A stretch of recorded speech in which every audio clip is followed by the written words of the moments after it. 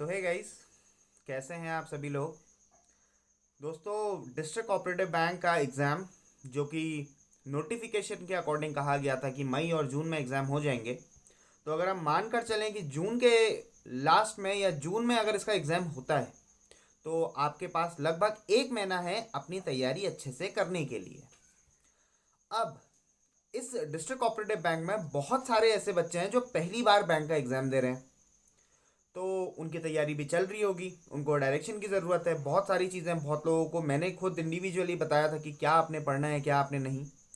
अब उसके बाद भी काफ़ी लोगों के मन में ये सवाल आ रहा है कि सर, जो ये एग्ज़ाम था जो इससे पहले हुआ था 2019 में, आज से 5 साल पहले, उसमें सर पूछा क्या क्या गया था। टॉपिक्स तो इतने सारे हैं, तो सर एग्ज़ाम में क्या पूछा गया था। फिलहाल दोस्तों मैं बात कर रहा हूँ क्लर्क और कैशियर के एग्ज़ाम के बारे में। मैंने काफ़ी सारी वीडियोस देखनी पड़ी, काफ़ी सारे सीनियर्स और काफ़ी सारे ऐसे लोग जो लग गए हैं उस बैंक में, जो काम कर रहे हैं फिलहाल डिस्ट्रिक्ट कोऑपरेटिव बैंक में, मेरे सीनियर्स एंड ऑल। तो उन लोगों से मैंने बात करी और पता करा और कंफर्म करी चीज़ें कि क्या क्या चीज़ें आने वाली हैं। तो वहाँ से मुझे पता चला रीजनिंग में क्या क्या आया था, मैथ्स में क्या क्या आया था, और साथ में दोस्तों इंग्लिश में क्या आया, हिंदी में क्या आया, और जीए सेक्शन में क्या आया था। देखिए, कंप्यूटर के बारे में मैं श्योर नहीं हो पाया, तो दोस्तों मैं फॉल्स न्यूज़ आपको बिल्कुल प्रोवाइड कराना नहीं चाह रहा हूँ। तो फिलहाल जो मुझे नॉलेज में आया वो ये 5 सब्जेक्ट थे, और कंप्यूटर के बारे में मुझे नॉलेज नहीं मिल पा रही थी। तो दोस्तों, सबसे पहले आप देख सकते हो कि जीए सेक्शंस में किस तरीके से क्वेश्चंस पूछे गए थे। बहुत लोगों का पूछना था कि सर, बैंकिंग अवेयरनेस आती है या स्टेट वाइज न्यूज़ आती है, क्या उत्तराखंड बेस्ड न्यूज़ आती है, क्या करंट अफेयर्स आते हैं। तो दोस्तों आप देख सकते हैं सारी चीज़ें इसमें मिक्स हैं। फॉर एग्जांपल आप देख सकते हैं yoga city of Uttarakhand, then mini Switzerland of Uttarakhand, longest salt lake, youth day. अब डे वाइज भी क्वेश्चंस हैं, 4-5 क्वेश्चंस इसमें डे वाइज आए थे कि ये दिन कब मनाया जाता है वगैरह वगैरह। फिर दोस्तों उसके साथ फेस्टिवल्स वगैरह पूछ लिए थे, और बैंकिंग की न्यूज़ जैसे डोर स्टेप बाई एसबीआई और आईएमए का हेडक्वार्टर, ये सारी स्टैटिक बैंकिंग, ये सारी चीज़ें भी दोस्तों पूछने को देखी गई थी। और उसके बाद प्राइजेस पूछे गए थे, आप देख सकते हैं। और इसी तरीके से आपको सारे के सारे क्वेश्चंस देखने को मिलेंगे। It will be a mixture of everything.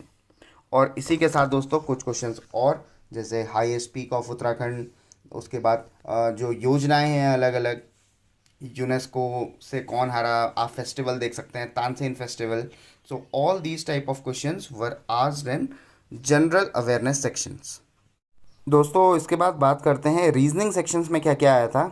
आप इस तरीके से देखते हैं, टोटल 40 मार्क्स का क्वेश्चन पेपर था रीजनिंग का, और उसमें सीटिंग अरेंजमेंट के 15 मार्क्स जो कि पजल्स के सबसे हैवी ही रहते हैं। उसके बाद inequality, syllogisms, coding, decoding, blood relation, direction sense, और साथ में दोस्तों मिसलिनियस क्वेश्चन, जैसे वो वर्ड वाले, वर्ड का अरेंजमेंट करना, ये सारे क्वेश्चन जो होते हैं वो 1-1 मार्क्स के इसमें पूछे गए थे। फॉरवर्ड बैकवर्ड क्वेश्चंस, तो इस तरीके से 3-4 क्वेश्चंस इसमें भी पूछे गए थे। तो ये आपका पूरे का पूरा रीजनिंग का टॉपिक है। तो इसके बाद अगर हम बात करें क्वांट सेक्शन में, तो क्वांट सेक्शन में आप देख सकते हैं डेटा इंटरप्रिटेशन जो कि 10 मार्क्स की आई थी, डीआई। फिर missing number series, wrong number series भी नहीं आई थी, मिसिंग नंबर सीरीज आई थी।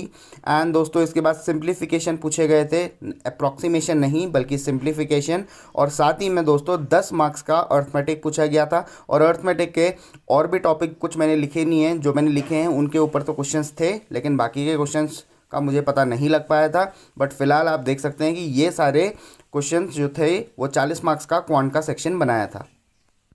दोस्तों उसके बाद इंग्लिश सेक्शन की अगर मैं बात करूं, इंग्लिश सेक्शन में आप देख सकते हैं 20 मार्क्स का इंग्लिश का पेपर होता है। उस 20 मार्क्स में आप देख सकते हैं रीडिंग कॉम्प्रीहेंशन है, एरर डिटेक्शन है, पैराजम्बल सेंटेंसेस हैं, सिंगल फिलर्स और फेज रिप्लेसमेंट। तो दोस्तों ये इस तरीके से आपका 20 मार्क्स का इंग्लिश का क्वेश्चन पेपर बना था। दोस्तों बहुत लोगों का मानना था कि सर हिंदी के पेपर में क्या क्या पूछा जाएगा। तो देखिए, हिंदी का पेपर एक बड़ा ही स्टैंडर्ड टाइप का पेपर था, एक नॉर्मल हिंदी का पेपर जिसे हम कह सकते हैं। 20 मार्क्स की हिंदी इस पेपर में पूछी जाती है। यूजुअली जो हम बैंकिंग एस्पिरेंट्स होते हैं, हम हिंदी की तैयारी नहीं करते। हाँ, कुछ केसेस पर करते हैं जैसे आरआरबी के केस में, बट उसमें भी हमें हमारे पास एक ऑप्शन होता है कि आप इंग्लिश चूज़ करें या हिंदी। तो फिलहाल आप देख सकते हैं कि क्या क्या चीज़ 20 मार्क्स की हिंदी में पूछी गई थी। तो देख सकते हैं दोस्तों, एक रीडिंग कॉम्प्रीहेंशन, सिनोनियम, एंटोनियम्स, विलोम शब्द, पर्यायवाची शब्द वगैरह। फिर उसके बाद दोस्तों फिलिप्स, और साथ ही में एरर डिटेक्शन। तो इस तरीके के क्वेश्चन आपके हिंदी सेक्शंस में पूछे गए थे। दोस्तों आई होप ये वीडियो काफ़ी हेल्पफुल रहेगी बहुत सारे एस्पिरेंट्स के लिए कि ये अलग अलग टाइप की चीज़ें आपके बैंक के पेपर में पूछी गई थी जब लास्ट बार ये एग्ज़ाम हुआ था। और दोस्तों ऐसा नहीं है कि जो पिछली बार पूछा गया था सेम वैसा ही होगा, क्योंकि टॉपिक्स तो बहुत सारे हैं और एग्ज़ाम बस 40 मार्क्स का होने वाला है रीजनिंग और आपका क्वांट के सेक्शन में। तो मैंने एक अलग से वीडियो बनाई है जिसमें मैंने आपको ये बताया है कि बैंक के एग्जाम्स में क्वांट और रीजनिंग सेक्शन में क्या क्या चीज़ें पूछी जाती हैं। पूरे का पूरा पेपर दोस्तों उसी में से बनेगा, बैंकिंग सेक्शन का, और आप वो वीडियोस देख सकते हैं और इसी तरीके से दोस्तों प्रिपरेशन करते रहिएगा।